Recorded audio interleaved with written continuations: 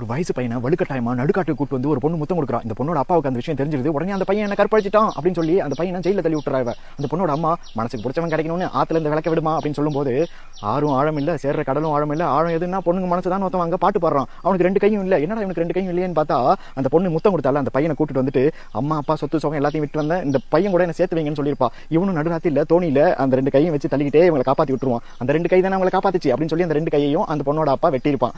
சொன்ன சொல்லு என்ன ஆச்சு, சொந்தமெல்லாம் என்ன இப்படிலாம் சொல்லிட்டு அவன் பாட்டு பாடிட்டு இருக்கும்போது அந்த பொண்ணு எதுவுமே பதில் சொல்ல மாட்டா.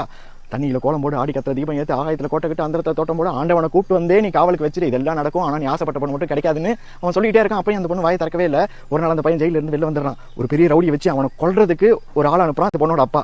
அந்த ரவுடியோட காலில் வந்து இவன் கெஞ்சிரா, என்ன கொண்டுடுங்க அவனை விட்டுருங்க அப்படின்னு சொல்லிட்டு. நீ தானே அவனை ஜெயில பிடிச்சி போட்டான்னு ரவுடி கேட்கும்போது, இங்க இருந்தா எப்படியும் எங்க அப்பா கொண்டுடுவாருன்னு ஜெயில உயிரோட இருக்கட்டும்னு அனுப்பி வச்சேன். இப்போ அவர் சாவறதுனா என்ன கொண்டுடுங்கிற. அப்புறம் தான் தெரியுது நெருப்புல நின்று இவ இவளோட கஷ்டத்தை நினைச்சா கல்லு கூட உருகிடும். இப்ப அதெல்லாம் பாட்டுல சொல்றா.